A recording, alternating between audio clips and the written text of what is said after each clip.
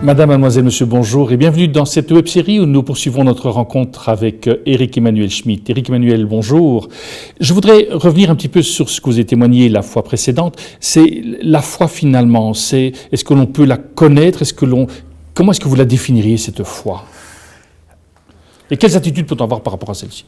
Écoutez, pour moi, ce qui est important, c'est de ne pas confondre la foi et le savoir.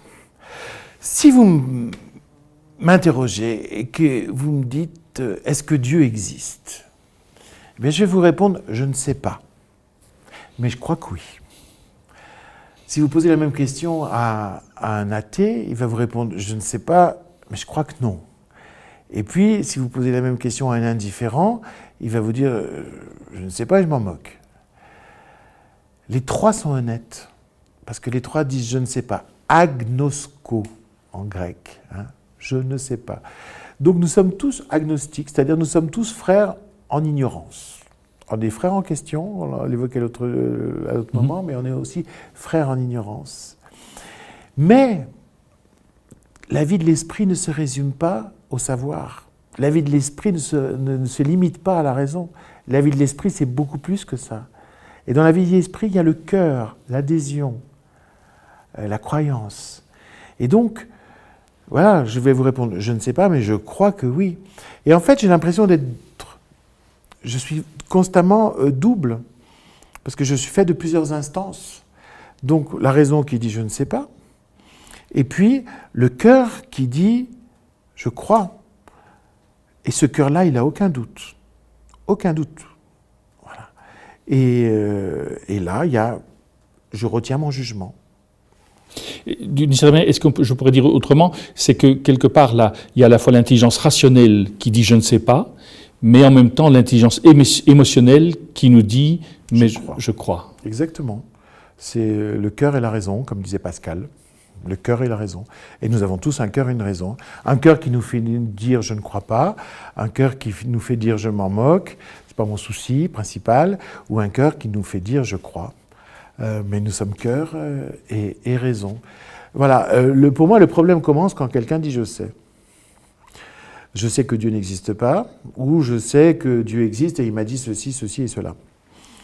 Là, commence l'imposture parce que commence la confusion. Et donc, ça donne l'intégrisme. L'intégrisme athée, l'intégrisme athée, ça donne Hitler, ça donne Staline, ça donne certains ayatollahs athées d'aujourd'hui qui savent.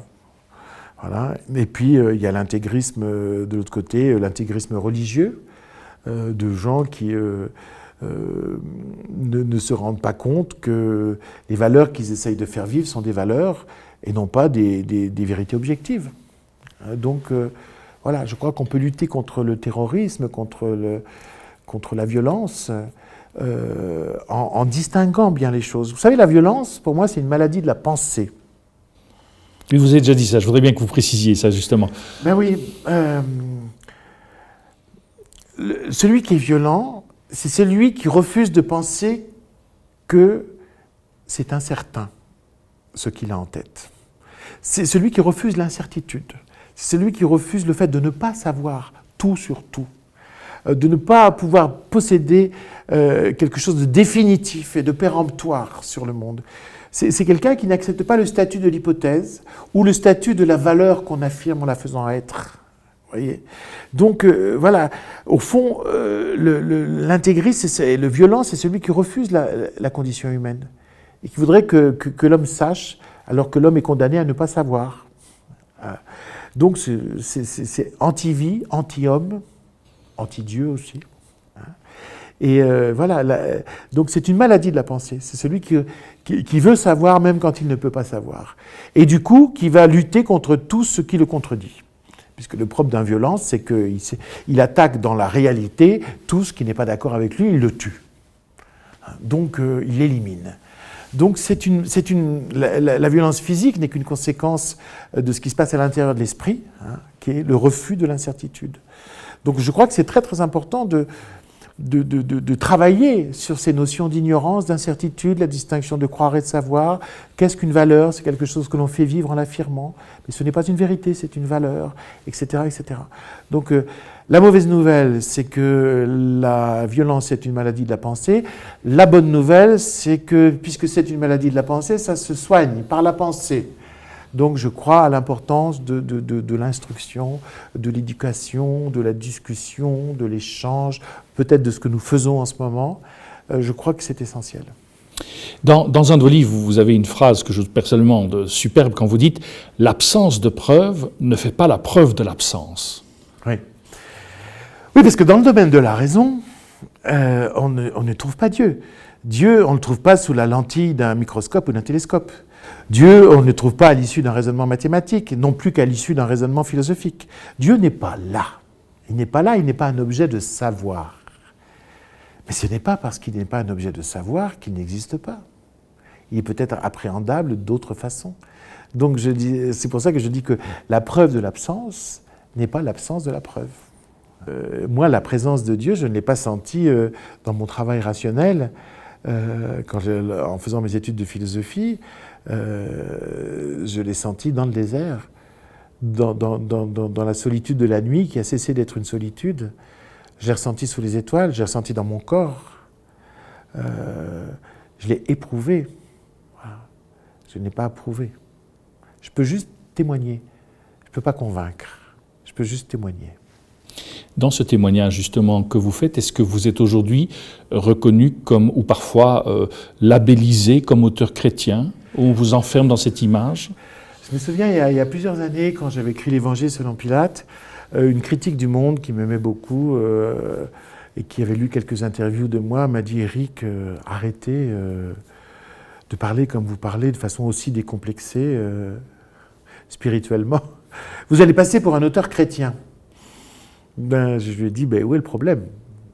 Où est le problème?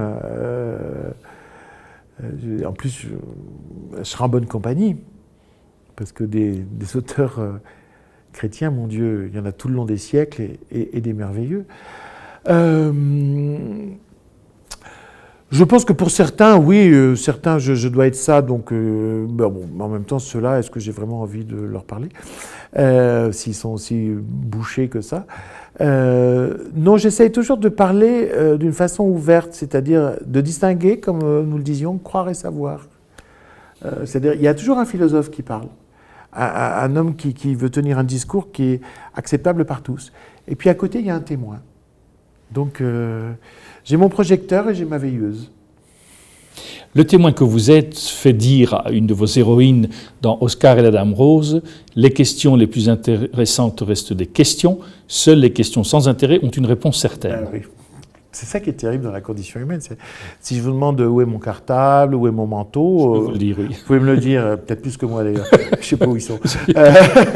Mais si je vous demande, quel est le sens de la vie, la mort est-elle une fin ou le début d'autre chose, etc. Voilà. Est-ce que Dieu existe? Est-ce que j'aime de la bonne façon, de la mauvaise? Les réponses vont être, au fond, une discussion. Et voilà, c'est le propre de la philosophie, de la spiritualité et de la religion. C'est-à-dire que nous sommes dans le domaine du peut-être. Nous ne sommes pas assurés de ce que nous affirmons. Nous ne sommes pas assurés du chemin que nous faisons. Et il faut accepter cette part de fragilité, de vulnérabilité de la pensée. On est dans le domaine du peut-être, pas dans le domaine du certain. Mais la lucidité et l'humilité, c'est d'accepter ça.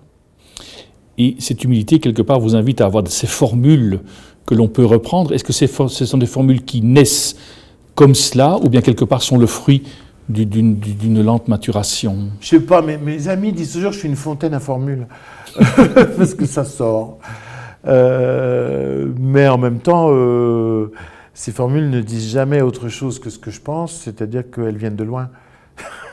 Donc il y a un mélange de maturation et de spontanéité, où il y a une maturation qui rend la spontanéité possible. Et est-ce qu'il vous arrive parfois que des gens vous recitent et et on dit c'est de vous? Oui, ça commence à m'arriver. Et le pire, c'est que je me dis, c'est pas mal ça. On me dit c'est de vous. Aïe. Donc maintenant, quand on me dit une phrase, je me tais, parce que j'ai toujours peur qu'on me dise c'est vous. Si c'est bien et qu'on me dise c'est vous qui l'avez écrit, j'aurais l'air bête quand même. J'ai écrit tellement de milliers de pages. Je me souviens pas de tout. Mais par contre, je suis toujours en accord avec tout ce que j'ai écrit, heureusement. Moi, je suis un écrivain qui est né adulte. J'avais 31 ans, je savais où j'en étais. Je pense qu'on ne trouvera jamais quelque chose de contradictoire. On pourra peut-être trouver des choses inabouties, mais jamais quelque chose de contradictoire dans tout ce que j'ai écrit. J'ai même un certain plaisir de découvrir que j'ai pu dire quelque chose d'intelligent sans m'en souvenir. On se retrouvera pour une dernière capsule très bientôt. Merci à vous de votre fidélité. Au nom de toute l'équipe, je vous dis également à très bientôt.